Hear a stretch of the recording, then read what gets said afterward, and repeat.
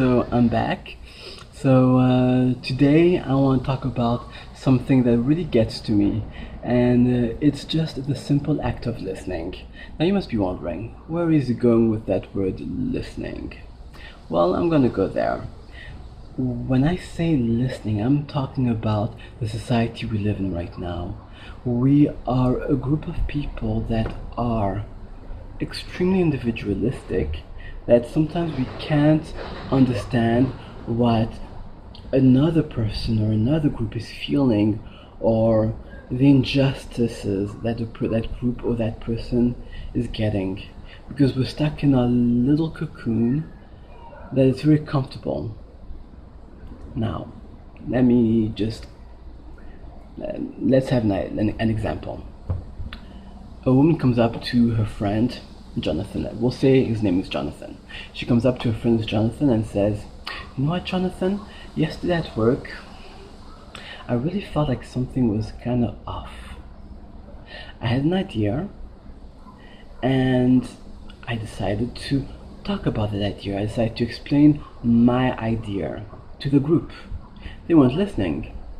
When Carl, who is next to me, decides to talk and has the exact same idea as me, people started listening and started saying interesting.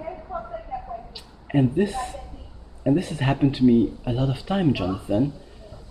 I don't know what to say." And then Jonathan answers, "Come on, you're seeing sexism everywhere. Maybe you just need to talk more, talk louder, and maybe people will listen to you."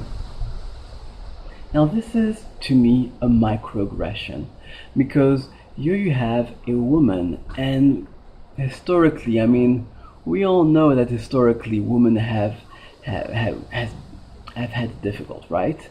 So here you have a woman talking to a friend, saying that something is unfair. And then the person, instead of trying to listen, decides to say, no, you're exaggerating. You don't know what you're talking about. You just have to try harder." It's a form of microaggression, because you're not trying to empathize with that person. You're not trying to see and understand the magnitude of what it is to be a woman in a society that's patriarchal. And if you're not capable of seeing that, and all you have to offer is to say you're seeing sexism everywhere, then you are part of the problem, because you didn't try and listen. People, no one wants to live injustices. No one wants to be sad. No one wants to cry all the time. But if somebody feels that something is wrong, they'll have to say it. They'll want to say it. And we as people have the obligation to try and listen to what the person is telling us. Because you never know, by listening to what the person is telling us, we might say, I kinda understand where she's going with. I'm not in her shoes, I'm not part of that person's group, but I can understand. It kinda sucks and kinda sad, because if it was me, I don't know how I would feel. It's just that. It's just that easy. But I feel sometimes when a woman, or for example, I'm a gay man and I say that I feel attacked as a gay man, and then you just say, "Come on, things have improved," I feel like you're not truly listening, you're not truly trying to understand. Because if I'm saying this, it's because I am not feeling it in the society I live in. I just feel like if you could listen to me, maybe we could work together and change a certain situation. And that is it.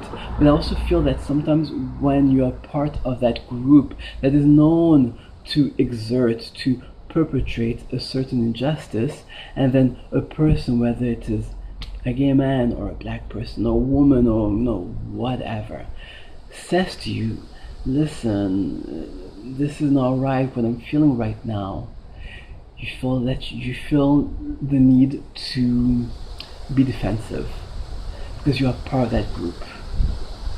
Now, let's make it clear. Me as a gay man, I see heterosexuals as having certain privileges, But I know that not all heterosexuals think in a homophobic way, you know? So if I'm then telling you that something is wrong, I'm not saying that you are the root of the problem. That's not what I'm saying. I'm just saying that something is wrong, I need your help. Could you just listen to me? Or when the exact same thing when a woman is saying the same thing to another man, she's just asking you to listen and to see that there is an injustice. That is all. Everyone wants to be happy. No one wants to be sad. It's very simple, guys. Who wants to be sad? I know I don't want to be sad, but I know that certain situation causes me to be sad, causes me to feel as if I'm being targeted because I'm a gay black man, or the news they talk about, or even like statistic, it shows that maybe the group that I belong to is being attacked at a faster rate, and I just feel like I need you guys to just listen. Or the same thing with a woman, with a transgendered woman, with